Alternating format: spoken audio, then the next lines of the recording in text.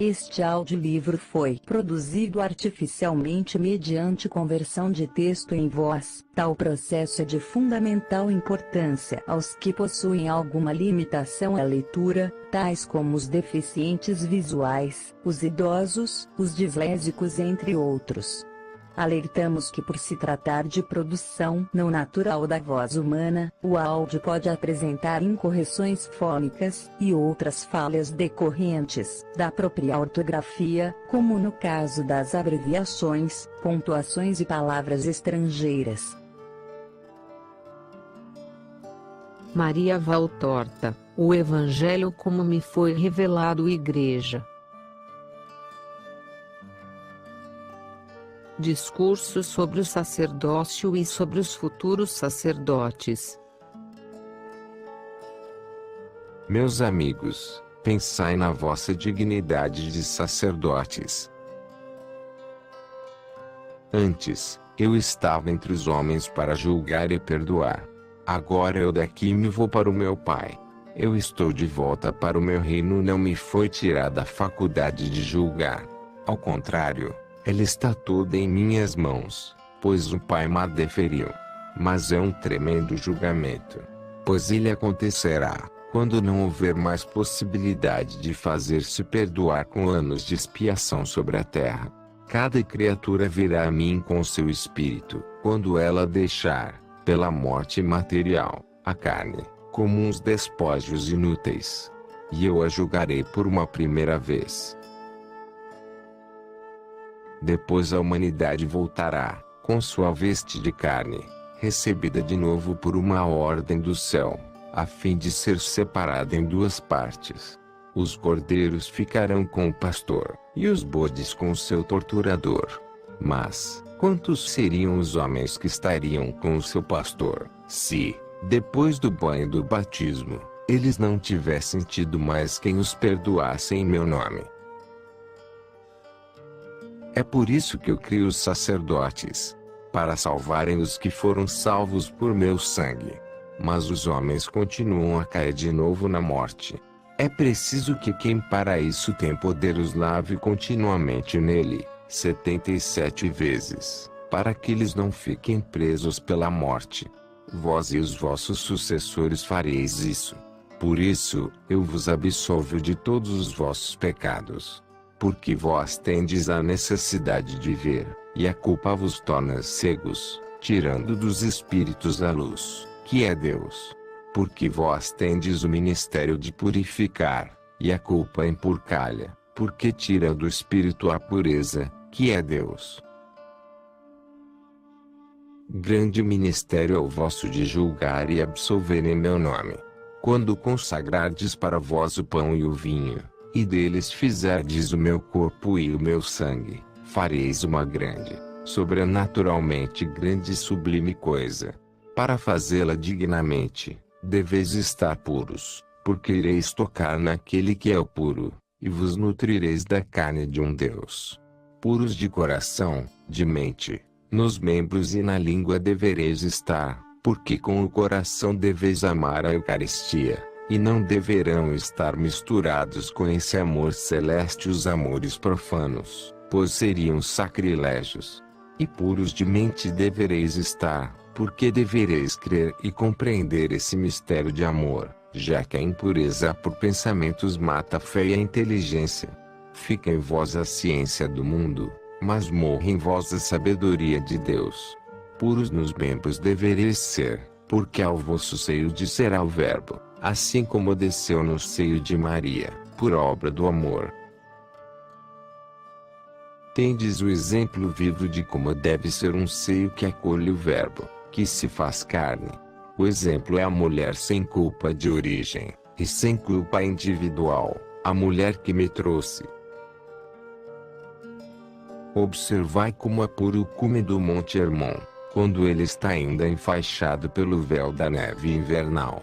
Olhado do Monte das Oliveiras, ele parece um cúmulo de lírios despetalados, ou de espuma do mar, ajuntada pelo vento do mar, e que se eleva como uma oferta, ao encontro de outro candor, o das nuvens trazidas pelo vento de abril aos campos azuis do céu.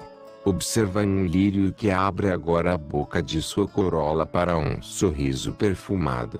Mesmo assim sendo, tanto uma pureza como a outra são menos vivas do que a do seio materno que me trouxe. A poeira transportada pelos ventos caiu sobre as neves do monte e sobre a seda da flor.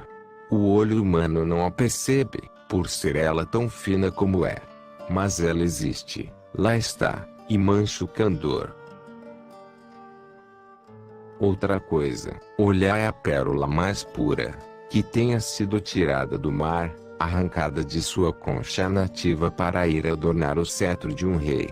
Ela é perfeita em sua iridescência compacta, que desconhece o contacto profanador de qualquer carne, tendo-se formada ela como podia ser, na cavidade da madrepérola da ostra, e isolada na safira fluídica das profundidades marinhas.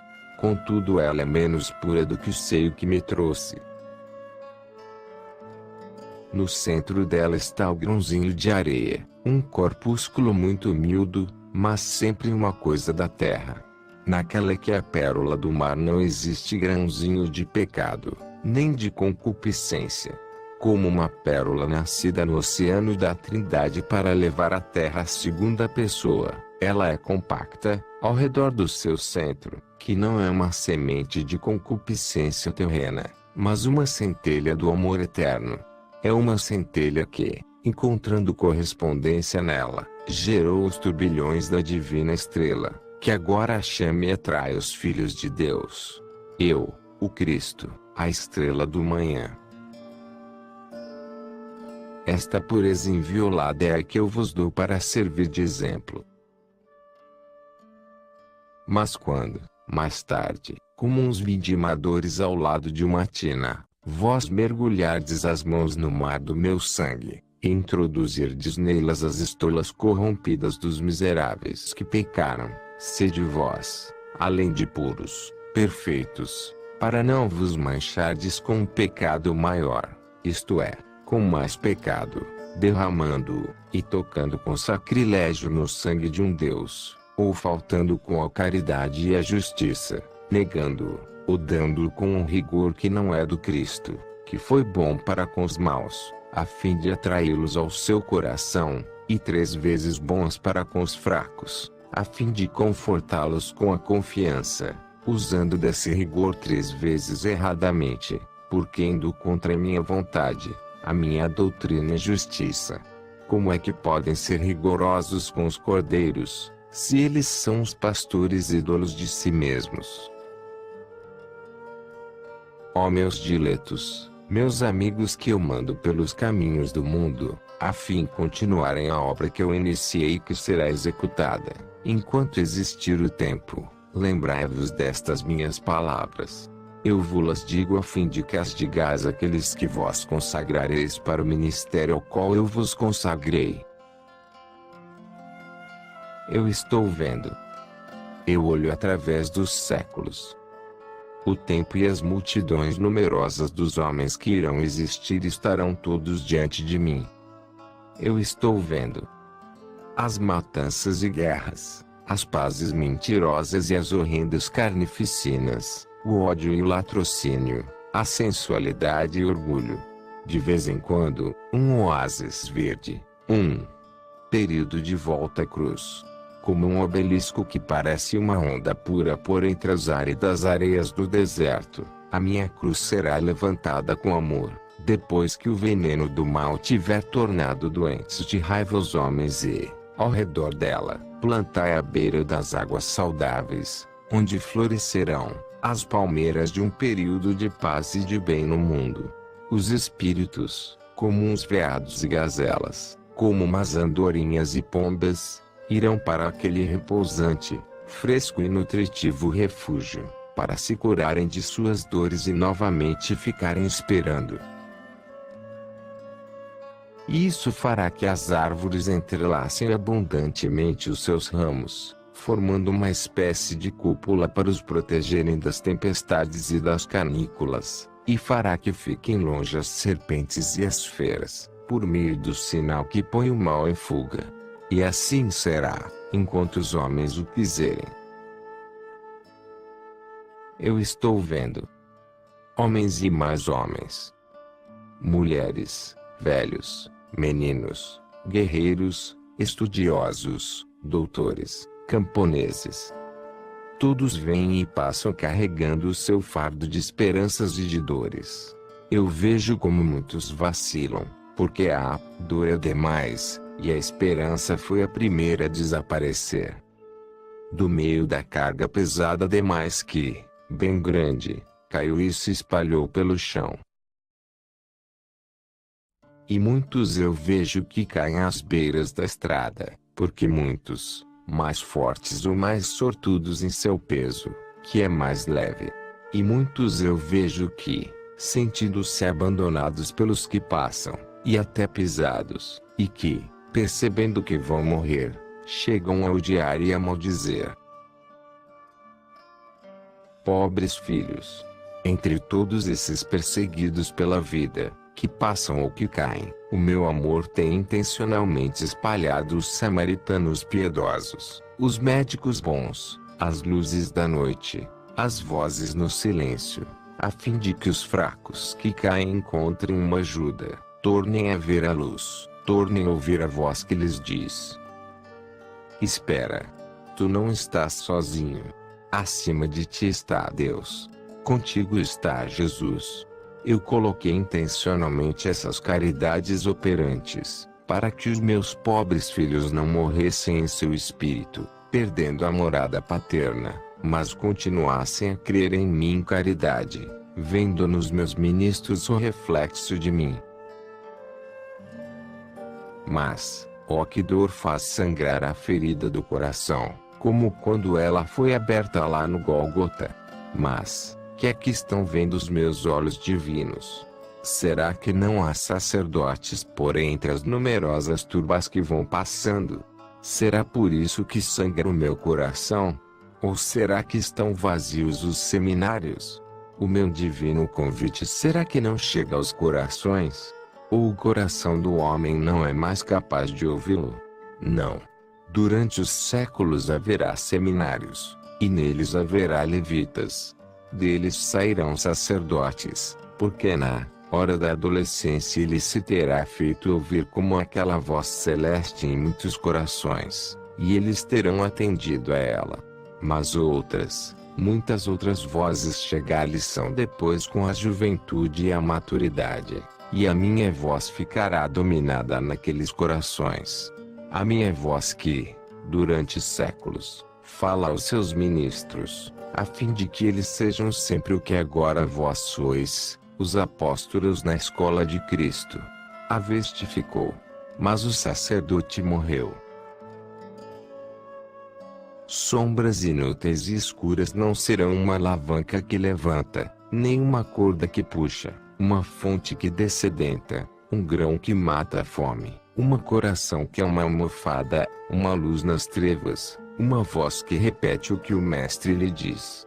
Mas eles serão para a pobre humanidade um peso de escândalo, um peso de morte, um parasita, uma putrefação. Que horror! Os Judas maiores do futuro, eu os terei ainda, e sempre, em meus sacerdotes.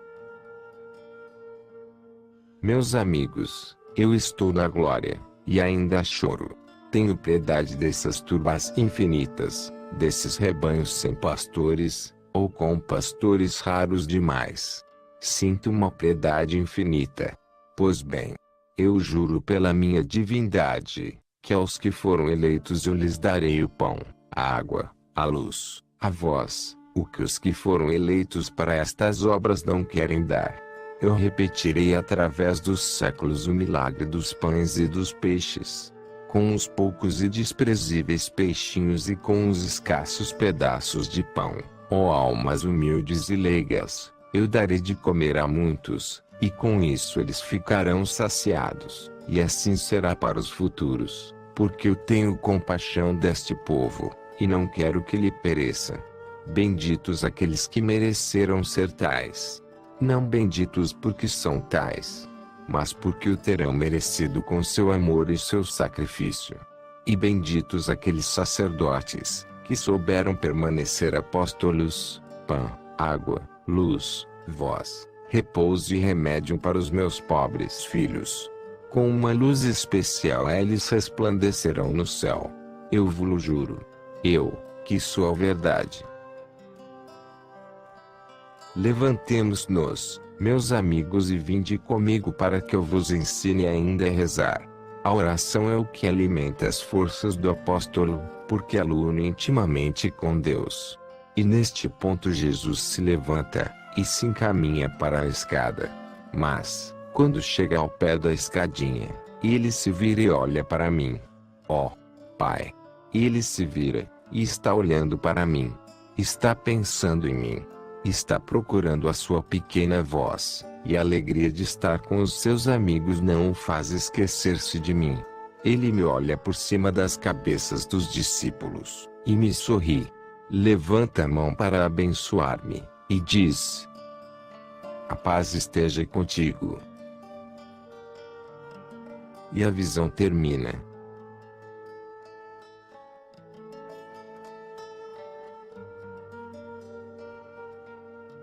Explicação sobre Judas. É um episódio de misericórdia, como aqueles de Madalena. Mas, se fizeres um livro, será melhor colocar ordenadamente por época, antes que por categoria, limitando-vos a dizer acima ou no final de cada episódio ao qual categoria pertence. Porque ilustro a figura de Judas. Muitos o pediram. Respondo. A figura de Judas foi muito desvirtuada nos séculos. E ultimamente corrompida totalmente.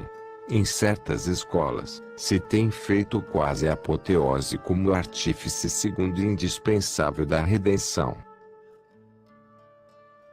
Muitos, depois, pensam que ele foi pego de improviso. Feroz assalto do tentador. Não. Cada queda tem premissas de tempo. Quanto mais a queda é grave, maior é a preparação. Os fatos anteriores explicam o fato. Não se precipita e não se sobe de improviso. Nem no bem, nem no mal. Há coeficientes longos e insidiosos para as descidas, e pacientes e santos para as subidas. E o desventurado drama de Judas pode dar-vos tantos ensinamentos para salvar-vos, e conhecer o método de Deus e as suas misericórdias para salvar e perdoar aqueles que descem em direção ao abismo. Não se chega ao delírio satânico, no qual viste debater-se Judas depois do delito, se não se está totalmente corrompido pelo hálito do inferno, aspirado por anos com vontade. Quando alguém realiza um delito, mas levado a este de um improviso acontecimento que o tira da razão, sofre, mas sabe espiar, porque também das partes sãs do coração há veneno infernal. Ao mundo que nega Satanás, porque tem tanto em si que não o percebe, aspirou e tornou-se parte do eu mostro quem é Satanás. Eterno e imutável no método usado para fazer de vós as suas vítimas. Basta agora. Tu permanece com a minha paz.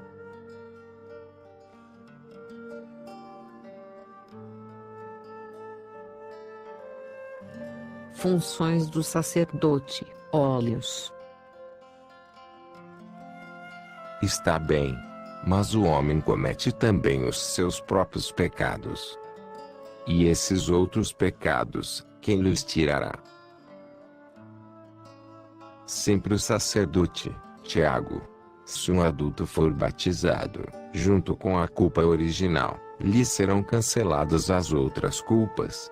E, se o homem já é batizado e torna a pecar, o sacerdote o absolverá, em nome do Deus Unitrino e, pelo mérito do Verbo encarnado, como faço eu com os pecadores. Mas tu és santo, enquanto que nós. Vós deveis ser santos, porque tocais nas coisas santas e administrais o que é de Deus.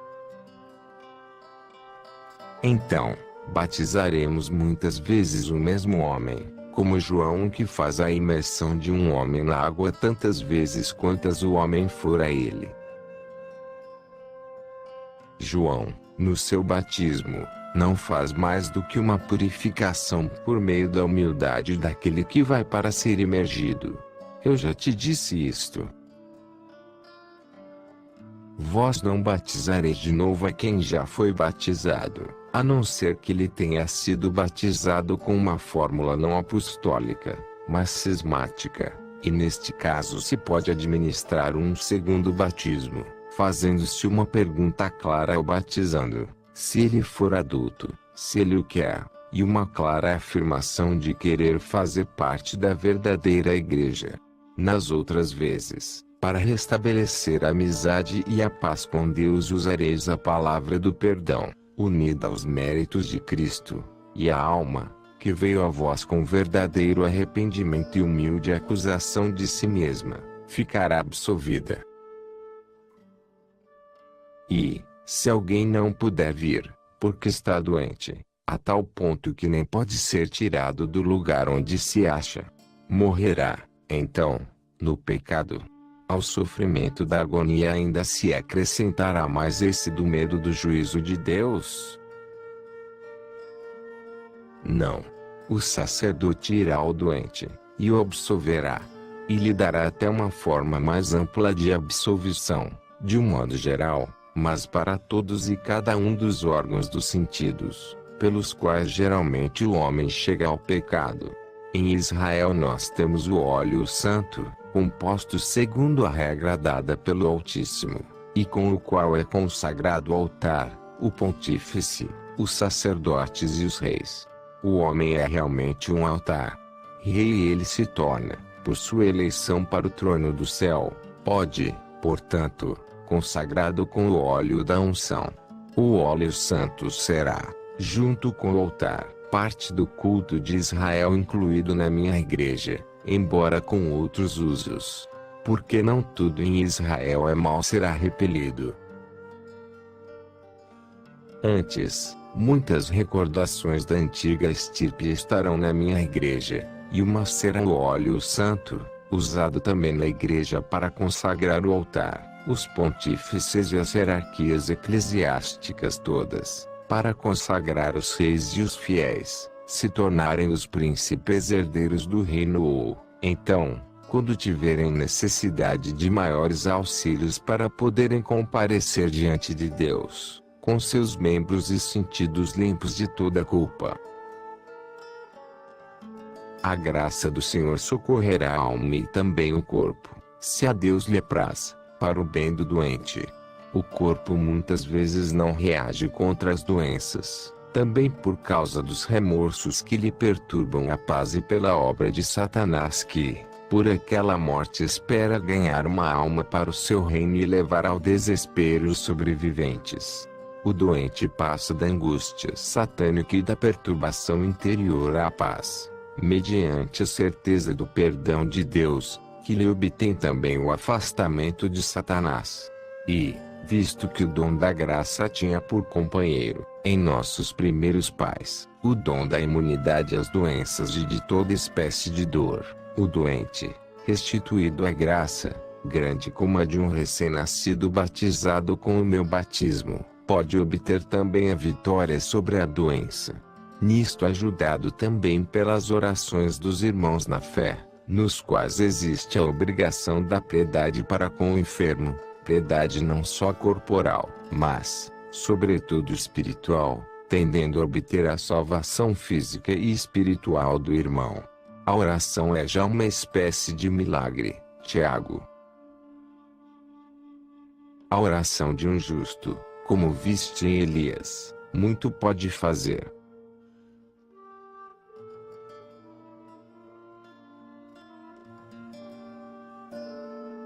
Sacramentos da Igreja.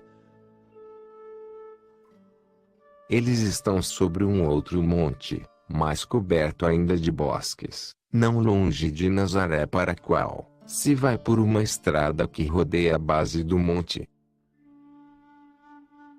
Jesus faz que eles se assentem em círculo, mais perto deles apóstolos, e atrás dele os discípulos. Aqueles entre os 72 que não foram para algum outro lugar. E também José e Marzião. Marzião está aos seus pés, em uma posição distinta. Logo que eles se assentam, Jesus começa a falar, e todos estão atentos às suas palavras.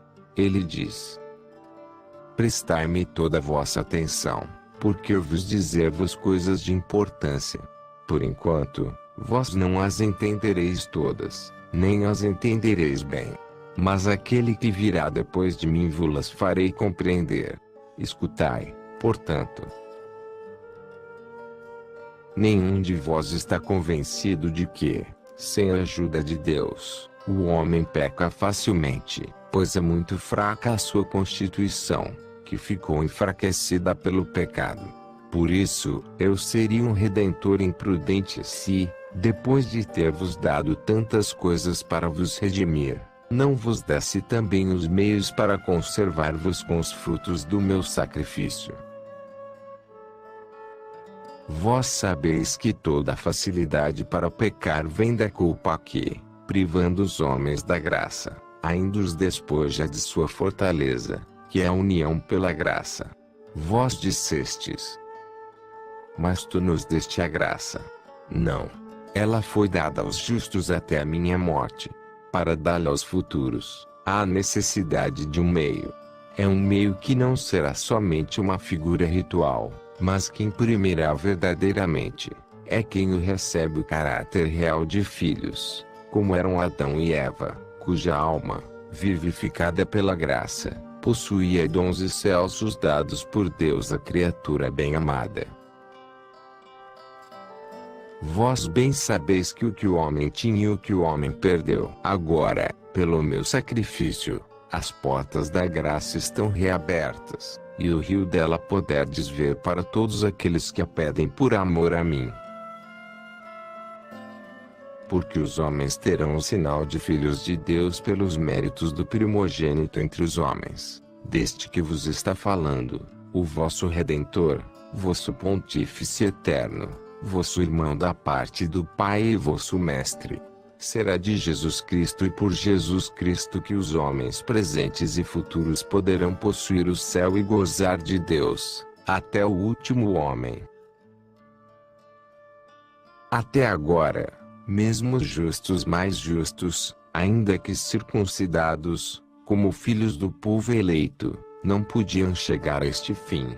Consideradas por Deus as suas virtudes, estão preparados os lugares deles nos céus, mas ainda fechados os mesmos, e negados ainda para o gozo de Deus, porque em suas almas a culpa é original e nenhuma ação, por santa que fosse, poderia destruí-lo, já que não se pode entrar no céu com raízes e ramos de uma árvore tão maléfica, pois ao lado dos canteiros benditos e floridos com todas as virtudes, estava também a árvore maldita da culpa e nenhuma, por mais santa que fosse, podia destruí-lo. No dia de Parasceve, o suspiro dos patriarcas e profetas e de todos os justos de Israel se aplacou na alegria da redenção cumprida, e as almas mais cândidas do que a neve da montanha, em tudo o que consistia a virtude delas, perderam também a única mancha que as separava do céu. Mas o mundo continua. Gerações e mais gerações surgem, e surgirão. Povos e mais povos irão a Cristo. Pode Cristo morrer para cada nova geração para salvá-la, ou para cada povo que ali vá? Não. O Cristo morreu uma vez e não morrerá mais, nunca mais porém. Então, essas gerações, esses povos, tornar-se sábios pela minha palavra, mas não possuir o céu e gozar de Deus, porque estão manchados pela mancha original. Também não. Isso não seria justo, nem para com eles, pois também seria vão o amor deles para comigo, e nem para comigo, pois por muito poucos eu teria sido morto. E, então, como conciliar essas diferentes coisas? Qual o milagre novo que o Cristo fará? O Cristo que já fez tantos, antes de deixar o mundo a fim de ir para o céu, depois de ter amado os homens, até o ponto de querer morrer por eles. Um milagre ele já o fez, deixando-vos o seu corpo e o seu sangue como alimento fortificante e santificante, e para a lembrança do seu amor, dando-nos a ordem de fazer o que eu fiz, para deixar uma lembrança de mim, e como um meio santificador para os discípulos dos discípulos, até o fim dos séculos. Mas, naquela tarde, vós, já estando purificados externamente, estáis lembrados do que foi que eu fiz? Eu cingi uma toalha, e vos lavei os pés, e a um de vós, que se escandalizava com aquele gesto tão aviltante, eu disse: se eu não te lavar, não terás parte comigo. Vós não compreendestes que é que eu queria dizer, e de que é que eu estava falando, e a que símbolo me referia. Mas agora eu vos digo. Além de ter-vos ensinado a humildade e a necessidade de ser puros para poderdes entrar no meu reino e poderdes fazer parte dele, além de ter-vos benignamente a observar que de um que é justo, e por isso puro no espírito, na inteligência, Deus dele exige unicamente um último banho na parte que necessariamente é a mais fácil para contaminar-se, até nos justo, porque somente pela poeira, que a necessária convivência entre os homens espalha sobre os membros limpos, sobre a carne, eu ensinei uma outra coisa. A vós eu vos lavei os pés, a parte mais baixa do corpo, a que vai da lama para a poeira, algumas vezes está no meio das sujeiras, para significar a carne, a parte material do homem, naqueles que são sem a mancha de origem, ou, por obra de Deus, ou pela natureza divina, algumas imperfeições, muitas vezes até mesmo pequenas, a tal ponto que só Deus as vê, mas que, em verdade, é preciso vigiar antes que se tornem fortes, tornem-se hábitos naturais, e seja necessário extirpá-los.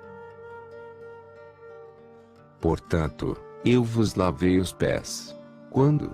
Antes de repartir o pão e o vinho, de transubstanciá-los no meu corpo e no meu sangue. Por quê? Porque eu sou o Cordeiro de Deus, e não posso descer onde Satanás tem o seu sinal. Por isso é que antes eu vos lavei. Por mim mesmo fui entregue a vós. Também vós lavareis com o batismo aqueles que virão a mim, para que não recebam indignamente o meu corpo, e este não se mude para eles em uma tremenda condenação à morte. Vós estáis desanimados. Tomai cuidado. Em vossos olhares estáis perguntando: e Judas? Então, eu vos digo: Judas comeu sua morte. O supremo ato de amor não lhe tocou o coração. A última tentativa de seu mestre esbarrou na pedra do coração dele, e aquela pedra, em vez de tal, tinha gravada a horrenda sigla de Satanás, o sinal da besta. Por isso é que vos lavei, antes de admitir-vos ao banquete eucarístico, antes de ouvir a confusão dos vossos pecados, antes de infundir-vos o Espírito Santo, e assim, o caráter de verdadeiros cristãos, reconfirmados pela graça e como sacerdotes meus. Portanto, seja assim feito com os outros que vós deveis preparar para a vida cristã.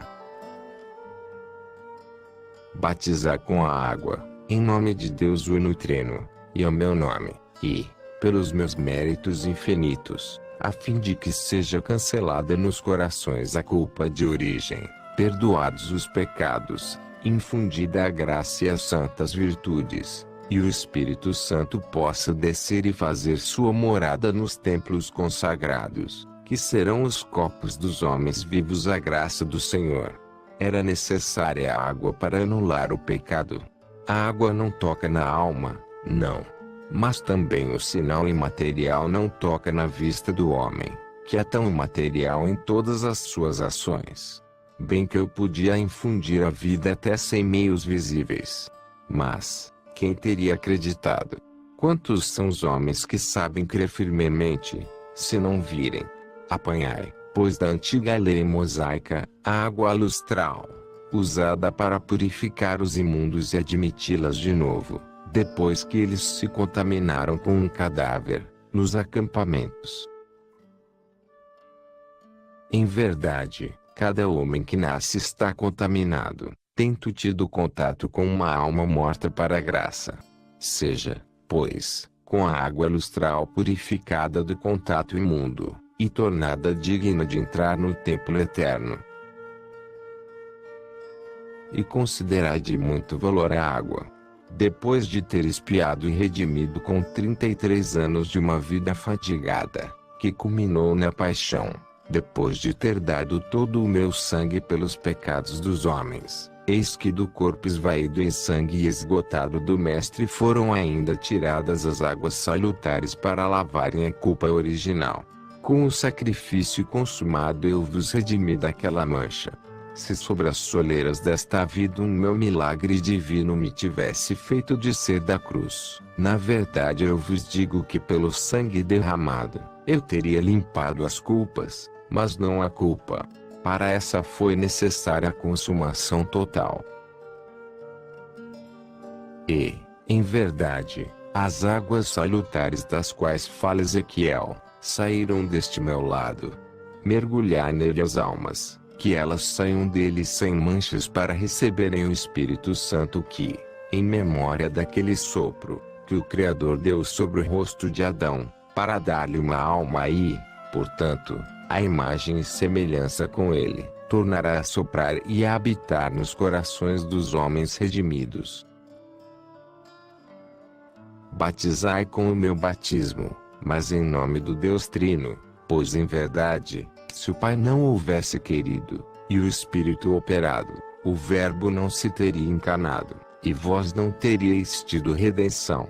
E por isto justo e de dever é que cada homem receba a vida daqueles que se uniram querendo doar-lhe, e que se chamam Pai, o Filho, e o Espírito Santo, quando nós fomos batizados, e que tomará o nome de cristão, para diferenciá-lo de outros passados ou futuros, os quais serão ritos, mas não sinais indeléveis sobre a parte mortal. E tomai o pão e o vinho, do modo como eu fiz, e em meu nome abençoai-os, parti-os e distribuí-os, e que se nutram os cristãos de mim. E, ainda, do pão e do vinho fazei uma oferta ao Pai dos céus, consumando-a depois, em memória do sacrifício, que eu ofereci e consumei sobre a cruz para a vossa salvação. Eu, sacerdote e vítima, por mim mesmo me ofereci e consumi, não podendo alguém, onde eu não o tivesse querido, fazer isso de mim. Vós, meus sacerdotes, fazei isso em memória de mim, e para que os tesouros infinitos do meu sacrifício subam impenetráveis a Deus, e desçam propícios sobre todos aqueles que os invocam com fé firme. Fé firme, eu disse. Não se exige ciência para se usufruir do alimento e do sacrifício eucarístico, mas, sim, fé.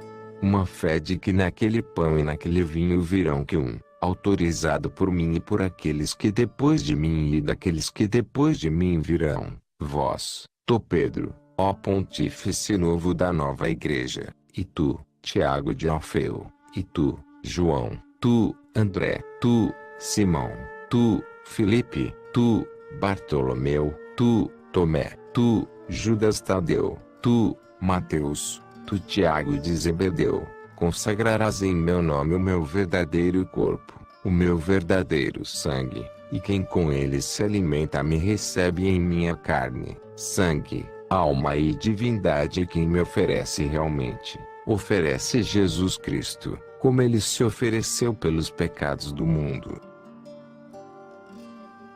Um menino ou um ignorante pode receber-me assim como um doto ou um adulto. E, tanto o menino, como o ignorante terão iguais benefícios pelo sacrifício oferecido daquilo que qualquer de vós tiver. basta que neles haja fé firme e a graça do Senhor. Mas vós estáis para receber um novo batismo, o do Espírito Santo. Eu vos-lo prometi, e ele vos será dado. O próprio Espírito Santo descerá sobre vós. E eu vos direi quando. Vós estareis cheios dele na plenitude dos dons sacerdotais. Podereis, então, assim como eu fiz convosco, infundir o Espírito Santo, do qual estareis cheios, para confirmar na graça os cristãos e infundir neles os dons do Paráclito. Sacramento régio, pouco inferior ao sacerdócio, que ele tem a solenidade das consagrações mosaicas, com a imposição das mãos e a unção com o óleo perfumado, que em outros tempos foi usado para consagrar os sacerdotes. Não ficareis olhando-vos uns aos outros, assim espantados. Eu não digo palavras sacrílegas, nem vos ensino atos sacrílegos.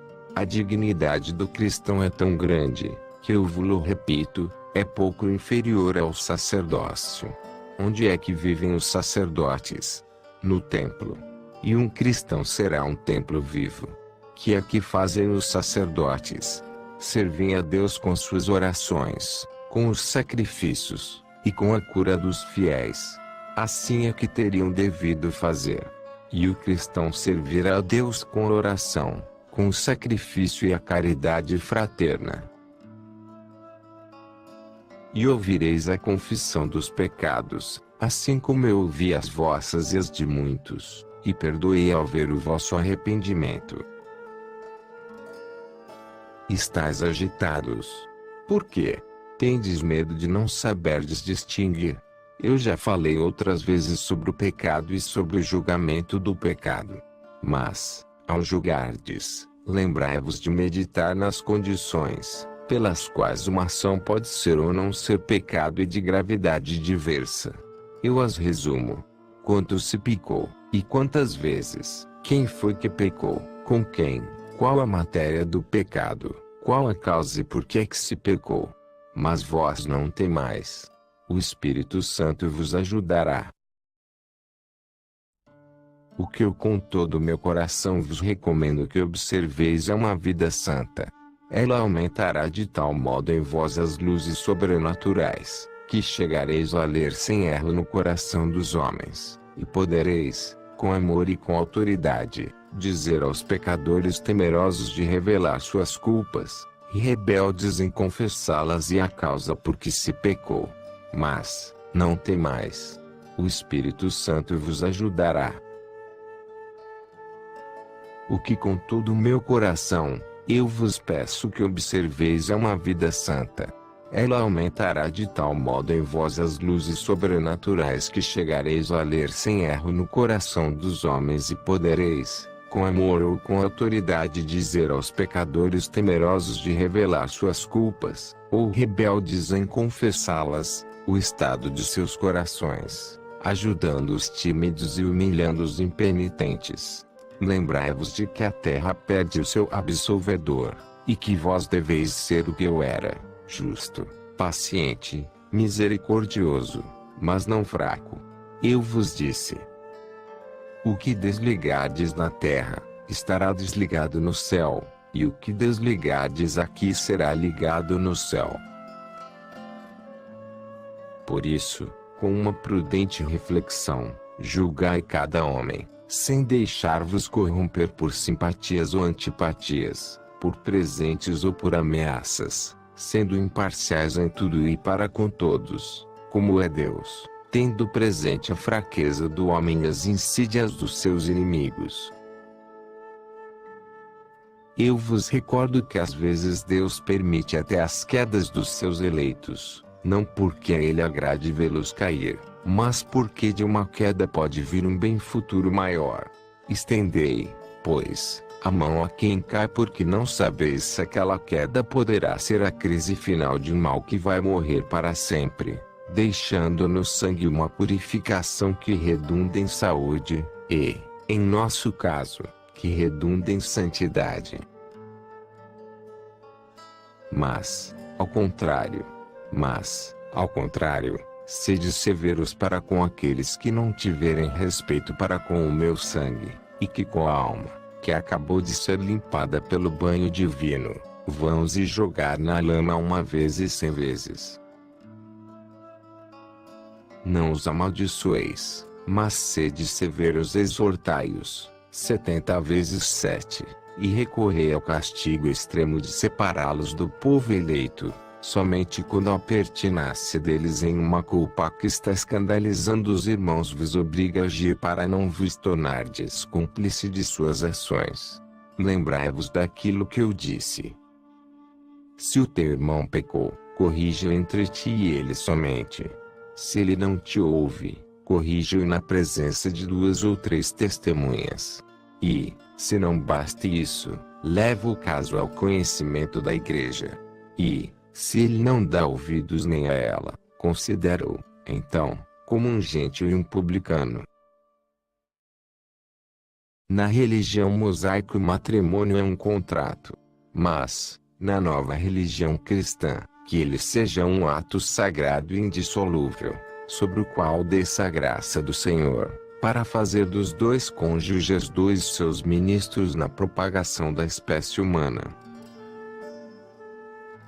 Procurai, desde os primeiros momentos, aconselhar ao cônjuge, que já faz parte da nova religião, que converta o cônjuge que ainda está fora do número dos fiéis, a começar a tomar parte na dele, a fim de evitar aquelas dolorosas divisões de pensamento, e, portanto, da paz, que sempre temos procurado conservar entre nós. Mas, quando se trata de 2 cônjuges, que já são fiéis ao Senhor, por nenhum motivo se separe aquilo que Deus uniu. E, no caso de uma das partes, que se ache sendo cristã, unida a um gentio, eu aconselho que esta parte carregue a sua cruz com paciência e mansidão, e com fortaleza também, até o ponto de saber morrer em defesa de sua fé, mas sem abandonar o cônjuge, ao qual se uniu, com seu conhecimento. Este é o meu conselho para uma vida mais perfeita no estado matrimonial, enquanto não for possível, com a difusão do cristianismo, haver matrimônios entre fiéis. E nesse caso o vínculo seja sagrado e indissolúvel, e santo seja o amor. Um mal seria, se pela dureza de coração, devesse acontecer, e na nova fé, o que aconteceu na antiga, que se permitisse o repúdio e a anulação do casamento para evitar os escândalos criados pela libidinagem do homem. Em verdade, eu vos digo que cada um deve carregar a sua cruz em todos os estados, e também no matrimonial. E também em verdade eu vos digo que nenhuma pressão deve fazer dobrar-se a vossa autoridade, ao dizer: não é lícito a quem quer passar a novas núpcias, antes que um dos cônjuges tenha morrido. É melhor, eu vos digo, que uma parte pode se separe sozinha, ou acompanhada por outros, do que tolerá-la no corpo da igreja, concedendo-lhe uma coisa contrária à santidade do casamento, escandalizando os humildes e dando-lhes ensejo de considerações desfavoráveis à integridade sacerdotal, e sobre o valor da riqueza ou do poder. As núpcias são um ato grave e santo. E, para mostrar isto, eu participei de uma festa de núpcias, e realizei o meu primeiro milagre. Mas aí deles se degeneram em libidinagem, e capricho. O matrimônio é um contrato natural entre o homem e a mulher, e de agora em diante, que se eleve à altura de um contrato espiritual, pelo qual as almas de 2 pessoas, que se amam, juram servir ao Senhor, em um amor recíproco oferecido a Ele em obediência à sua ordem de procriar, a fim de dar filhos ao Senhor. E ainda, Tiago, tu te lembras do discurso feito sobre o Monte Carmelo? Desde então, eu te tenho falado disso, mas os outros não sabem. Vós tereis visto Maria de Lázaro ungir os meus membros naquela ceia do sábado em Betânia. Naquela ocasião, eu vos disse: ela me preparou para a sepultura. E, na verdade, foi isso que ela fez. Não para a sepultura, pois ela pensava que ainda estava longe aquela dor, mas para purificar e embalsamar os meus membros, tirando deles as impurezas do caminho, para que eu subisse ao trono perfumado com óleo balsâmico. A vida do homem é um caminho. A entrada do homem na outra vida deveria ser uma entrada no reino. Todo rei é ungido e perfumado, antes de subir ao seu trono, e mostrar-se ao seu povo. Também o cristão é um filho de rei, que percorre o seu caminho, indo diretamente para o reino onde o Pai o está chamando. A morte do cristão não é mais do que a entrada no reino para subir ao trono que o Pai lhe preparou. Não é espantosa a morte para aquele que não teme a Deus, porque está em sua graça. Mas para aquele que deve subir ao trono, é preciso que lhe seja purificada de todos os detritos a sua veste, a fim de que se conserve bela para a ressurreição e que seja purificado o seu espírito, para que resplenda sobre o trono que o Pai lhe preparou, a fim de que lhe apareça na dignidade que é um filho de tão grande rei e conveniente. O aumento da graça, o cancelamento dos pecados, dos quais o homem tinha pleno arrependimento, suscitadora de um ardente desejo do bem, doadora de força para o combate supremo, seja a unção dada aos moribundos cristãos, ou melhor, aos cristãos que estão morrendo, pois em verdade eu vos digo que quem morre no Senhor, nasce para a vida eterna. Repeti aquele gesto de Maria sobre os membros dos eleitos. E ninguém se julgue indigno dele. Eu aceitei aquele óleo balsâmico, oferecido por uma mulher. Todo cristão considera-se honrado como com uma graça suprema da parte da igreja, da qual ele é filho, e o aceite do sacerdote, para limpar-se de suas últimas manchas. E todo sacerdote seja alegre por repetir o alto de amor do Maria para com o Cristo sofredor, sobre o corpo do irmão que estava morrendo. Em verdade eu vos digo que o que não fizestes por mim naquela ocasião, deixando que uma mulher vos superasse e que agora pensais com tanta dor por tê-lo deixado de fazer, podeis fazê-lo no futuro, e por tantas vezes, quantas vos inclinardes sobre alguém que está morrendo, a fim de prepará-lo para o encontro com Deus. Eu estou nos mendigos e nos que estão morrendo, nos peregrinos, nos órfãos, nas viúvas, nos prisioneiros, em quem tem fome, sede ou frio, em quem está angustiado ou cansado. Eu estou em todos os membros do meu corpo místico, que é a união dos meus fiéis. E amai-me neles, e estareis dando uma reparação pelo vosso desamor de tantas vezes, e me dareis uma grande alegria, e dando a vós mesmos uma grande glória. Afinal, considerai que contra vós o mundo conspira, a idade, as doenças, o tempo, as perseguições. Não querais para isso ser avaros, pelo que vós conseguistes ter, nem imprudentes. Transmiti, por isso, em meu nome o sacerdócio aos melhores entre os discípulos, para que a terra não fique sem sacerdotes, e que seja o caráter sagrado concedido depois de um bom exame, não verbal, mas das ações daquele que pede para ser sacerdote, ou daquele que vós julgais bom para sê-lo. Pensai no que é o sacerdote, no bem que ele pode fazer, no mal que ele pode fazer. Vós já tereis visto o que pode fazer um sacerdote decaído do seu caráter sagrado. Em verdade, eu vos digo que pelas culpas do templo, esta nação será dispersa. Mas também em verdade eu vos digo que igualmente será destruída a terra, quando a desolação penetrar no novo sacerdócio, conduzindo os homens para a apostasia, a fim de abraçarem as doutrinas do inferno. E será então que surgirá o filho de Satanás, e os povos gemerão, em um tremendo espanto, e poucos ficarão fiéis ao Senhor, e, então, também no meio de convulsões, de horror, virá o fim, depois da vitória de Deus e dos seus poucos eleitos, e a ira de Deus sobre todos os malditos. Aí, 3 vezes aí, se, para confortar os últimos cristãos, não houver verdadeiros sacerdotes, como haverá para os primeiros. Em verdade, a última perseguição será horrenda, não sendo uma perseguição feita por homens, mas pelo filho de Satanás e seus sequazes. Sacerdotes. Mais do que sacerdotes deverão ser aqueles da última hora, de tão feroz que vai ser a perseguição pelas hordas do Anticristo. Semelhantes ao homem vestido de linho que é muito santo por estar ao lado do Senhor na visão de Ezequiel, incansavelmente, marcará com sua perfeição um tal sobre os espíritos dos poucos fiéis, para que as chamas do inferno não cancelem aquele sinal. Sacerdotes. Não, anjos. Anjos agitando o turíbulo cheio dos incensos de suas virtudes, a fim de purificar o ar dos miasmas de Satanás.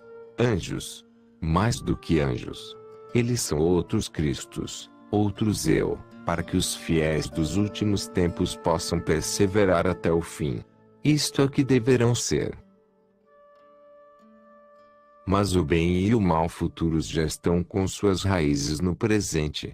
As avalanches terão o seu começo em um floco de neve. Um sacerdote digno e impuro, herege, infiel, incrédulo, tibio ou frio, extinto, insípido luxurioso faz um mal 10 vezes maior do que o que faz um fiel culpado dos mesmos pecados, e arrasta muitos outros ao pecado. O relaxamento no sacerdócio, o acolhimento dado a impuras doutrinas, ao egoísmo, à avidez, à concupiscência junto com o sacerdócio, vós sabeis onde tudo isso desemboca, no deicídio. Agora, e nos séculos futuros, não poderá mais ser morto o Filho de Deus, mas, sim, a fé em Deus, a ideia de Deus, sim. Por isso será executado, ainda mais irreparável. Ó, poder-se-á cumprir pelos Judas de Queriote porque é sem ressurreição demais, que haverá nos séculos futuros. Que horror! A minha igreja, tirada dos gonzos pelos seus próprios ministros. E sou eu que a sustento, com a ajuda das vítimas. E eles, os sacerdotes, que terão somente a veste mas não a alma do sacerdote, que ajudam o ferver das ondas agitadas pela serpente infernal contra a tua barca, ó Pedro. Põe-te de pé. Levanta-te. Transmite esta ordem aos teus sucessores. Mão no leme, açoite nos náufragos, que quiseram naufragar, e que tentam fazer naufragar a barca de Deus. Castiga, mas salva, e vai para frente, sê severo, porque para com os salteadores é justo o castigo. Defende o tesouro da fé, conserva no alto a luz, como um farol sobre as ondas agitadas, para que aqueles que acompanham a tua barca vejam, e não pereçam. Como pastor e navegante para os tempos tremendos, recolhe, guia, levanta o meu evangelho, porque nele, e não em qualquer outra ciência que está a salvação. Tempos virão nos quais, assim como acontece a nós de Israel, e ainda em maior profundidade, o sacerdócio crerá ser uma classe eleita, porque sabe o que é supérfluo e não conhece o que é indispensável, ou o conhece na forma morta, como agora os sacerdotes conhecem a lei, nas vestes de casa exageradamente carregadas de franjas, mas não em seu espírito. Tempos virão nos quais todos os livros cederão seu lugar ao livro, e este só era usado como quando alguém forçosamente tem que usar um objeto, e, então, o manuseia mecanicamente, assim como um lavrador que ara, semeia e faz a colheita, sem pensar na maravilhosa providência, que é aquele multiplicar-se de sementes, que cada ano se renova, cada uma foi jogada na terra arada, e se transformará em caule, espiga e depois em farinha, em pão, tudo pelo paterno amor que Deus. Quem é que, pondo na boca um pedaço de pão, e levanta seu espírito para aquele que lhe criou a primeira semente, e há séculos que a vem fazendo renascer e crescer, regulando as chuvas e o calor, para que ela apareça, se erga, fique madura sem murchar nem queimar-se. Assim chegou o tempo em que será ensinado o Evangelho cientificamente bem, mas espiritualmente mal. Agora que é tempo da ciência, vai faltar a sabedoria. A palha existe. A palha incha, mas não nutre. E em verdade eu vos digo que um tempo virá em que muitos demais entre os sacerdotes que serão parecidos com os palheiros inchados, que estarão empertigados em seu orgulho de estarem tão inchados, como se por si próprios tivessem produzido aquelas espigas, e crerão que eles são tudo, porque, em vez de um punhado de grãos, a verdadeira nutrição que é o Evangelho, ficarão com toda aquela palha. E ela é um montão. Mas será que somente palha bastará? Nem mesmo para o ventre do jumento ela basta, e, se o dono dele não ajudar o animal com rações e ervas frescas, o jumento, alimentado só com aquelas palhas, vai definhando até morrer. No entanto, eu vos digo que chegará um tempo no qual os sacerdotes, esquecidos de que com poucas espigas, eu instruí os espíritos na verdade, e esquecidos também do que custou ao Senhor deles aquele verdadeiro pão do Espírito, provindo todo e somente da sabedoria divina, ou seja, da divina palavra, tudo cheio de dignidade em sua forma doutrinária, incansável em sua repetição, para que não se afastassem das verdades ensinadas, humilde em sua forma, sem ouropés de ciências humanas, sem complementações históricas e geográficas, não se preocuparão com o lado espiritual dele, mas sim, com a veste que deverão lançar sobre ele, a fim de mostrar às multidões quantas coisas eles sabem, e assim o espírito do Evangelho se extraviará neles, sob avalanches de ciência humana. E, se eles não o possuem, como é que poderão transmiti-lo? Que darão aos fiéis esses palheiros inchados? Darão palhas. E, que nutrição receberão os espíritos dos fiéis? O tanto que baste para arrastarem uma vida doentia. Que fruto para eles amadurecerá com esses ensinamentos e com o conhecimento deles do Evangelho?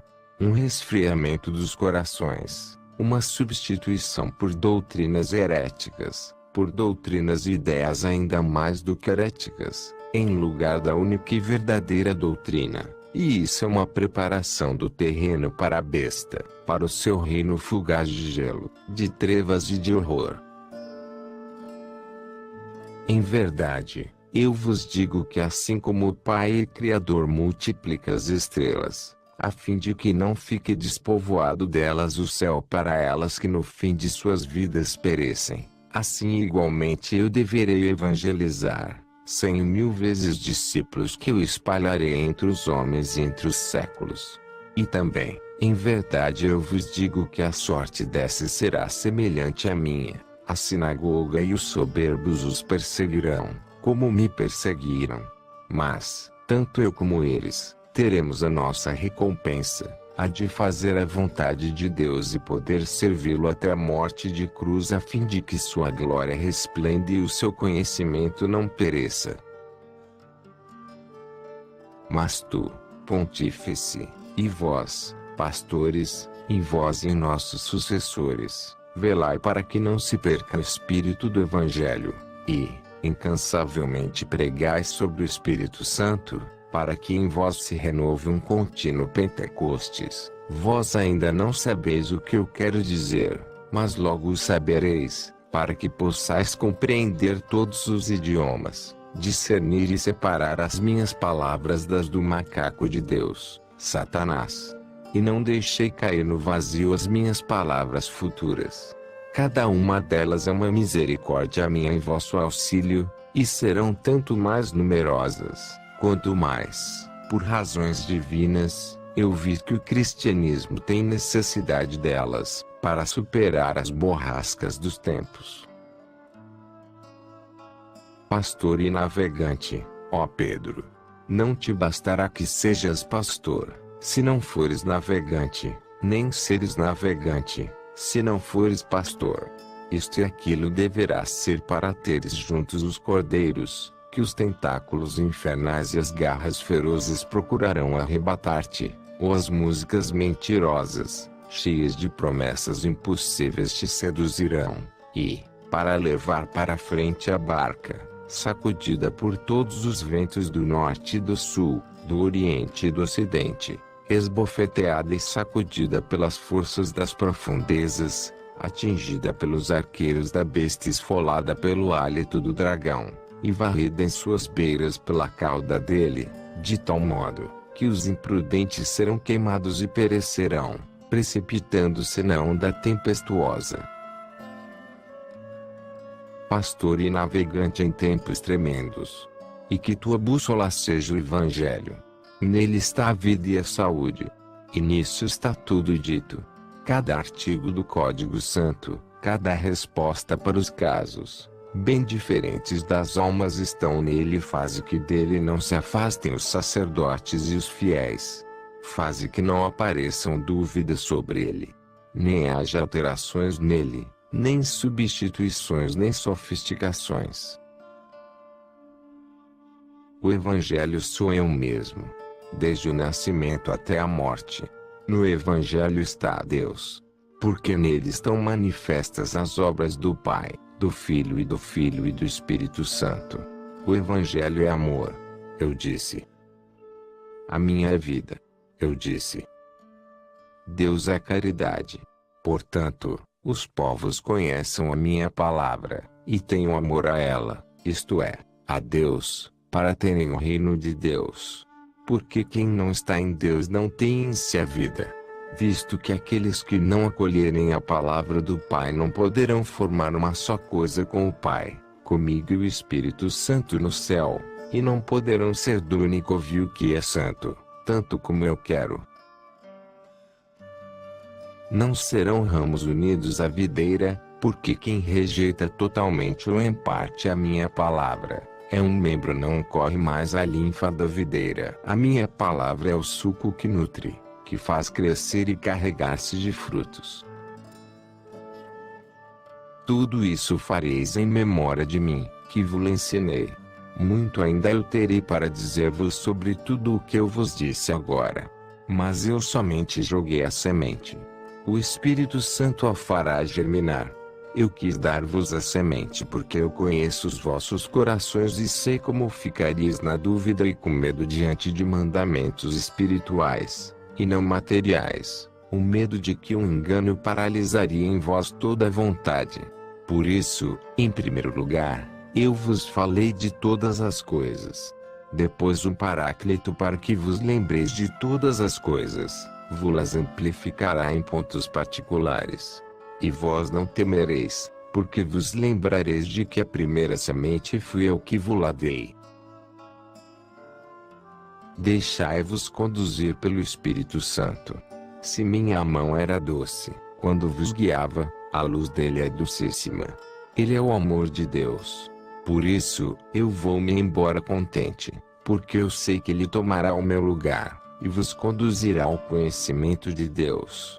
Vós ainda não o conheceis, por mais que eu vos tenha falado dele. Mas a culpa não é vossa. Vós tendes feito todo o esforço para me compreenderdes, e por isso estáis justificados. Mesmo se por 3 anos tiverdes entendido pouco, a falta da graça tornava obtuso o vosso espírito. Ainda agora compreendeis pouco. Mesmo que a graça de Deus já tenha descido da minha cruz sobre vós. Vós precisais do fogo. Um dia eu falei disso a um de vós, quando íamos andando pelo caminhos da beira do Jordão. Agora chegou a hora. Eu vou voltar para o meu Pai, mas não vos deixo sozinhos, porque vos deixo a Eucaristia. Isto é o vosso Jesus feito alimento dos homens. Mas eu vos deixo o vosso amigo, o Paráclito. Ele vos conduzirá. Passo as vossas almas da minha luz para a luz dele, e ele completará a vossa formação. Então, vais deixar-nos agora. E aqui, sobre este monte, estão todos desolados. Não, ainda não. Mas o tempo voa, e logo chegará o momento. Ó, não nos deixes na terra sem ti, ó Senhor. Eu te amei desde o teu nascimento até a tua morte, até a tua ressurreição, e sempre. Mas seria triste demais saber que não estavas mais entre nós. Eu ouvi a oração do pai de Eliseu. Tu já deste ouvidos a tantos. Escuta também a minha oração, Senhor. Suplique Isaque, de joelhos, com as mãos estendidas. A vida que poderias ainda ter seria para a pregação sobre mim, e talvez a glória do martírio. Tu já soubeste ser mártir, por amor de mim, quando eu era pequeno, e agora tens medo de sê-lo por mim glorioso. A minha glória seria acompanhar-te, Senhor. Eu sou pobre e tolo. Tudo o que eu podia dar eu dei de boa vontade. Agora, o que eu quereria é isto: acompanhar-te. Contudo, que se faça como tu queres, agora e sempre. Jesus põe a mão sobre a cabeça de Isaque, e lá deixa em uma longa carícia, enquanto fica virado para todos, e diz: Não tendes pedidos a fazer-me. Serão as últimas lições. Falai ao vosso mestre.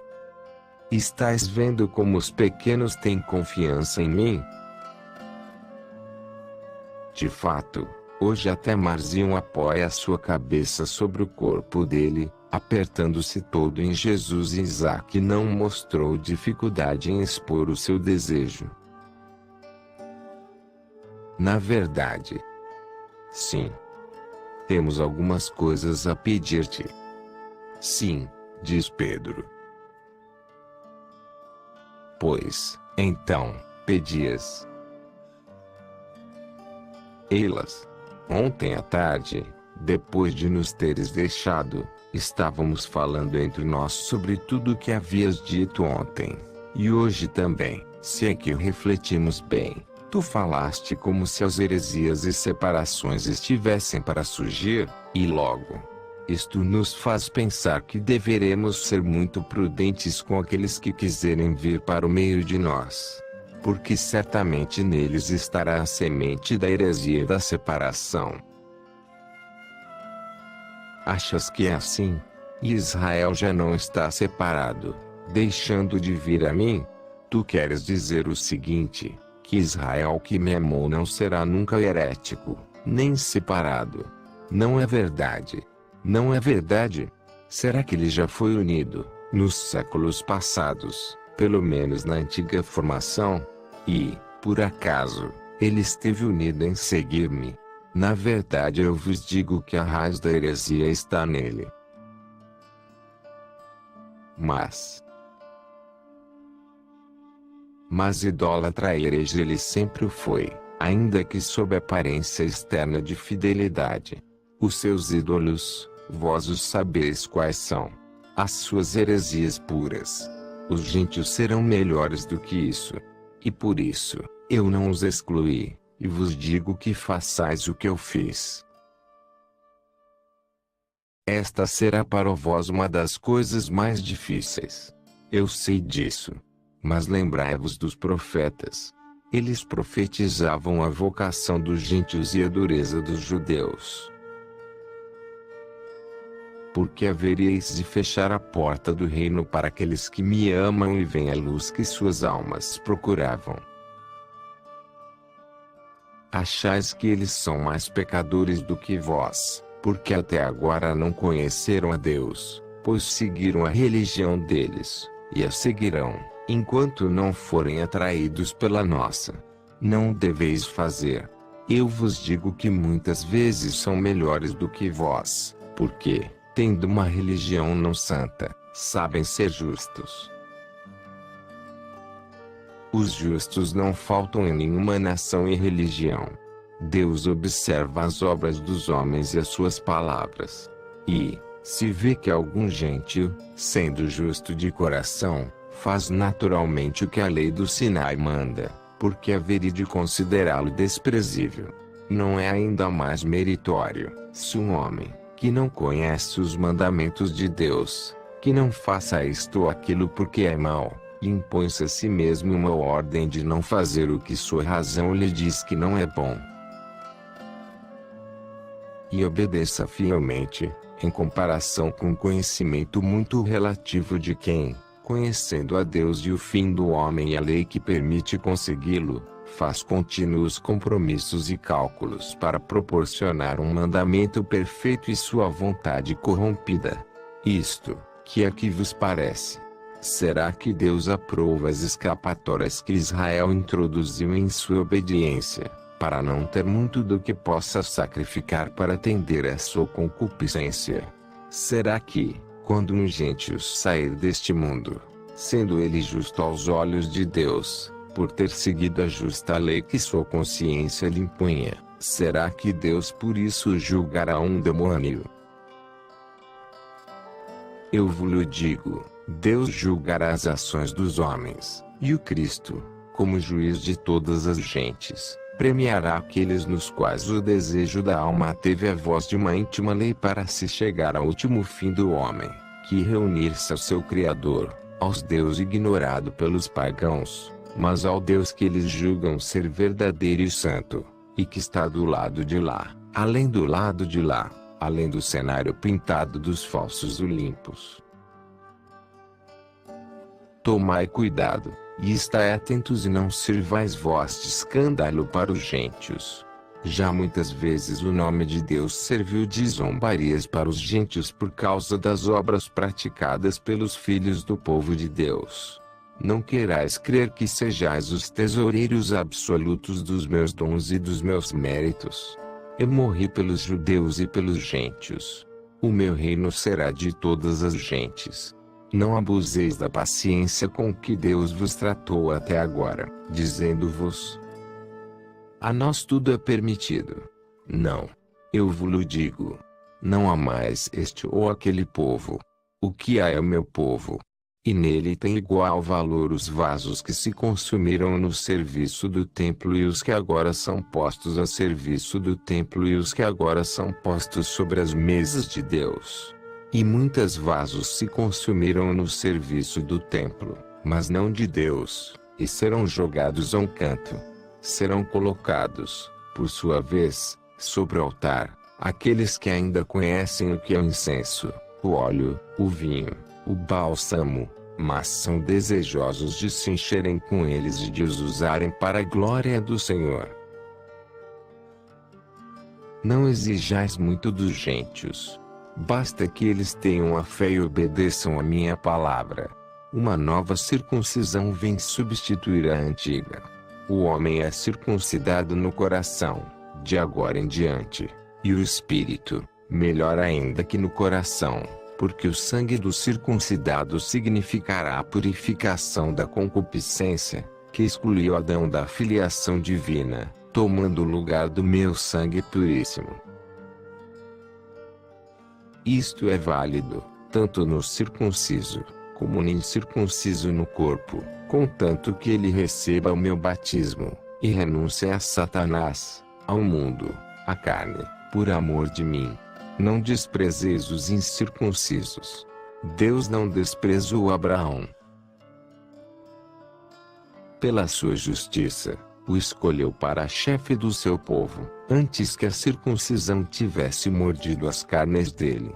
Se Deus fez aproximar-se de seu Abraão incircunciso, para transmitir-lhe as suas ordens, Vos podereis aproximar-vos dos incircuncidados para instruí-los na lei do Senhor. Considerar quantos pecados e a qual pecado chegaram os circuncidados. Não sejais inexoráveis por isso para com os gentios. Mas nós lhes deveremos dizer isso que tu nos ensinaste. Não entenderão, porque não conhecem a lei. Vós é que dizeis assim.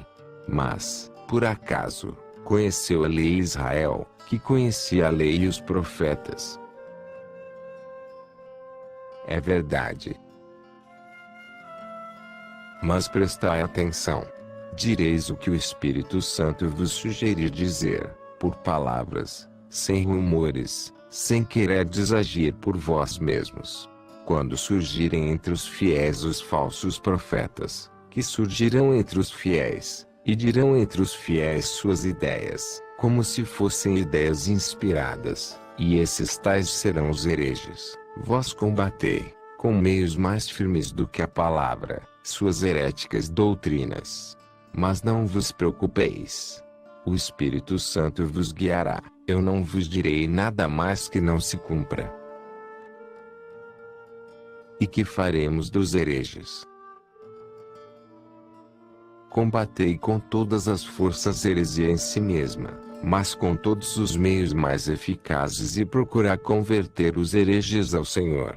Não vos canseis de procurar as ovelhas que se desviaram, para as trazerdes de volta ao ovil. Rezai, sofrei, fazei rezar, ide pedindo a esmola de sacrifícios e sofrimentos aos puros, aos bons, aos generosos, a fim de que com estas coisas se convertam aqueles nossos irmãos. A paixão de Cristo continua nos cristãos. Eu não vos excluí desta grande obra, que é a redenção do mundo. Sede todos membros de um único corpo. Ajudai-vos entre vós, e quem for forte trabalhe pelos fracos, e os que já forem ficando unidos, estendam as mãos, e chamem os irmãos, que estão longe, para uma única causa. Ainda haverá deles. Ainda haverá. E por quê? Por muitas razões. Eles ainda terão o meu nome, e até se gloriarão desse nome, e até trabalharão para o tornarem conhecido. Contribuirão para que eu seja conhecido até as extremidades da terra. Deixai-os fazer assim, porque, eu vos quero relembrar, quem não está contra mim, está comigo. Mas, meus pobres filhos, o trabalho deles será sempre parcial, e os seus merecimentos, sempre imperfeitos. Não poderão estar em mim, se estiverem separados da videira. Suas obras serão sempre incompletas. Vós, eu vos digo, para falardes aos futuros, que continuarão vossas obras, estai onde eles estão. Não fiqueis dizendo farisaicamente: eu não vou, para não contaminar-me. Ou, preguiçosamente: eu não vou porque já há quem pregue o nome do Senhor. Ou medulosamente: eu não vou para não ser perseguido por eles. Ide. Eu vos digo, ide. Ide a todos os povos, até os confins do mundo, para que seja conhecida toda a minha doutrina e a minha única igreja, e as almas tenham um modo de entrar e começar a fazer parte dela. E diremos, ou escreveremos todas as tuas ações. Eu já vos disse, o Espírito Santo vos aconselhará sobre o que for bom dizer ou calar, conforme as circunstâncias. Vós o estáis vendo. Tudo o que eu fiz é acreditado ou negado, e às vezes é até usado como arma contra mim, e de tudo lançam mãos os que me odeiam. Eu fui chamado de Beelzebu, quando, como mestre, e na presença de todos, eu operava milagres. E, que dirão agora, quando souberem que eu agi assim, por um poder sobrenatural? Blasfemarão mais ainda contra mim. E vós sereis perseguidos, antes da hora. E, se essa hora chegasse, quando nós, que fomos testemunhas, já tivermos morrido, na minha igreja haverá sempre sacerdotes, doutores, profetas, exorcistas, confessores, operadores de milagres, inspirados, tudo o que for necessário para ela. O céu, a igreja triunfante não deixará sozinha a igreja docente, e esta irá ao socorro da igreja militante. Não são 3 corpos. É um só corpo. Não há divisão entre eles, mas uma comunhão de amor e de fim, amar a caridade, e gozar dela no céu, que é o seu reino. Também por isto a igreja militante deverá com amor recorrer aos sufrágios da parte dela que já está destinada a ir para a triunfante, pois ainda dele está excluído para uma expiação satisfatória pelas faltas já absolvidas, mas não inteiramente descontadas, diante da perfeita e divina justiça. No corpo místico tudo se deve fazer no amor e pelo amor, porque o amor é o sangue que circula nela. Ajudará os irmãos que estão se purificando. Amar, como eu disse, que as obras de misericórdia corporais vos conquistam o prêmio no céu, assim também eu disse que as espirituais vos conquistam. E em verdade eu vos digo que o sufrágio aos mortos, a fim de que entrem na paz, é uma grande obra de misericórdia pela qual Deus vos abençoará e vos serão reconhecidos aqueles que receberam os vossos sufrágios. Quando, no dia da ressurreição da carne, estiverdes todos reunidos, diante de Cristo juiz, entre aqueles que eu abençoarei, estarão também aqueles que tiveram amor, aqueles que estavam se purificando, oferecendo reparações e orações pela paz deles. Eu vos digo: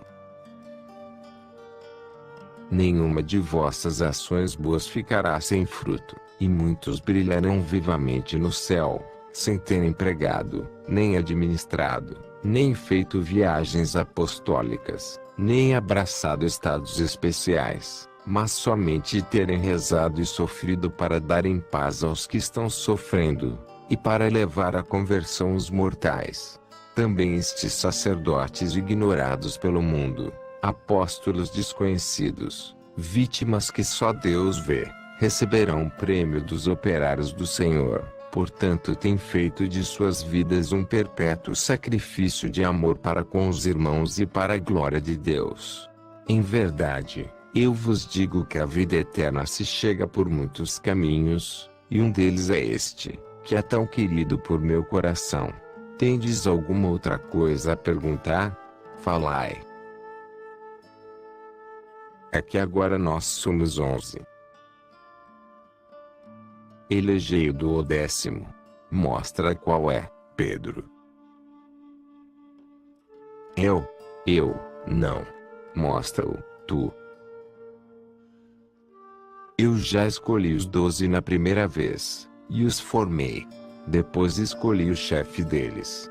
Depois eu lhes dei a graça, e infundi neles o Espírito Santo. Agora chegou a vez para eles, de caminhar, pois eles não são mais crianças de peito e que são ainda incapazes de caminhar. Mas, dize-nos, pelo menos, onde é que devemos parar os nossos olhares? Eis aqui. Esta é a parte mais escolhida do rebanho, diz Jesus, fazendo um gesto sobre os que estão presentes dos 72 discípulos. Nós, não, Senhor. Nós, não. O lugar do traidor nos causa medo, dizem eles suplicantes. Vamos escolher Lázaro. Queres este, Senhor? Jesus fica calado. Queres José de Arimateia? Nicodemos? Jesus fica calado. Mas, sim, vamos escolher Lázaro. E ao amigo perfeito é que quereis dar o posto que vos não desejais? diz Jesus. Senhor, eu desejaria dizer uma palavra, diz os zelotes. Então, fala. Lázaro, por teu amor, eu estou certo disso, aceitaria aquele posto, e o exerceria de modo tão perfeito, que até faria que o se esquecesse de quem havia sido aquele posto. Mas não me parece conveniente escolhê-lo, por outros motivos. As virtudes espirituais de Lázaro estão também em muitos dos mais humildes do teu rebanho. E eis o que eu penso. Eu acho que seria melhor dar a estes a preferência, para que os fiéis não vão dizer que se foi atrás só do poder e das riquezas, como os fariseus, em vez de irmos atrás só da virtude. Falaste bem, Simão. E tanto melhor tu falaste, porque falaste com justiça, sem que a tua amizade com Lázaro fosse um motivo para que não deixasses de aceitá-lo. Façamos então um marzinho do 10º apóstolo. É um menino. Eu, para este lugar vazio, aceitaria, mas eu não sou digno. E, como é que eu, um menino, poderia falar a quem já é um adulto? Senhor, tu é que deves dizer se eu não tenho razão. Tu tens razão, mas não tenhais pressa. A hora chegará aí, então, ficareis espantados, por terdes tido todos o mesmo pensamento. Mas, por enquanto, rezai. E eu já me vou. Vós, retirai-vos para orar. Eu me despeço de vós, por enquanto. Procurai estar todos em Betânia, no dia 14º do mês de Ziv. Ele se levanta, enquanto todos se ajoelham, com o rosto sobre a grama. Ele os abençoa, e a luz, sua serva, que o anuncia e o precede, em suas vindas, bem como o acolhe na hora de suas partidas, o abraça e o esconde, fazendo-o desaparecer uma vez mais.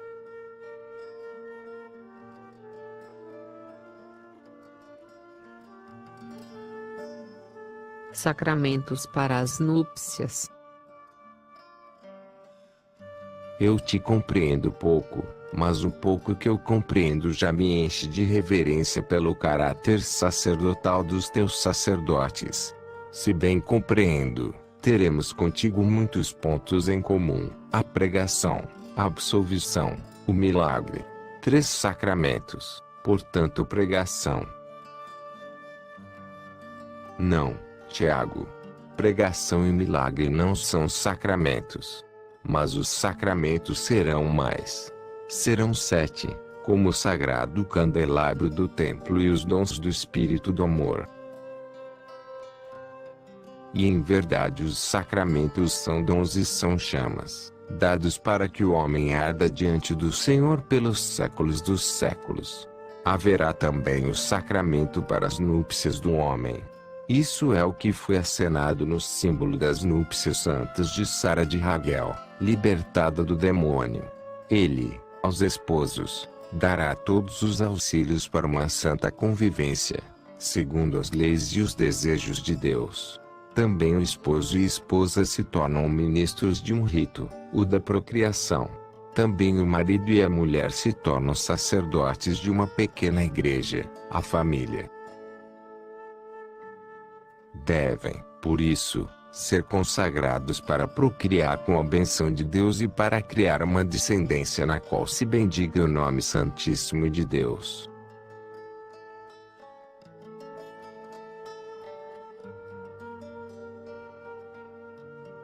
Sobre o sacerdote.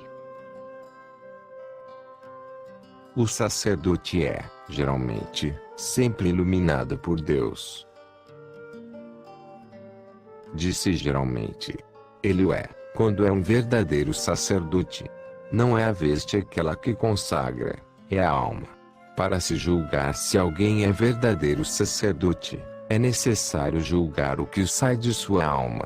Como disse o meu Jesus, É da alma que saem as coisas que santificam ou contaminam, aquelas coisas que informam todo o modo de agir de um indivíduo. Pois bem, quando alguém é um verdadeiro sacerdote, é geralmente sempre inspirado por Deus. Dos outros, que tais não são, é preciso que se tenha com eles uma caridade sobrenatural, e que se reze por eles.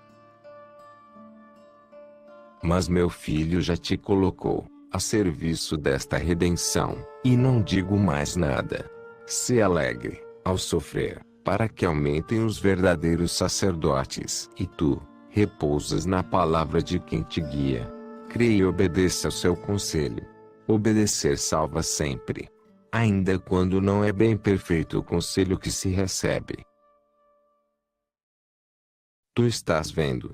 Nós obedecemos. E tudo correu bem. É verdade que Herodes se limitou a fazer exterminar os meninos de Belém e dos arredores.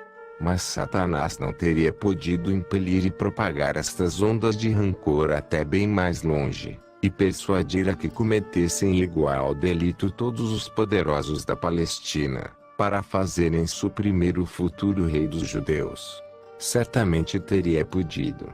E teria acontecido nos primeiros tempos de Cristo, quando a repetição dos prodígios havia despertado a atenção das multidões e os olhos dos poderosos.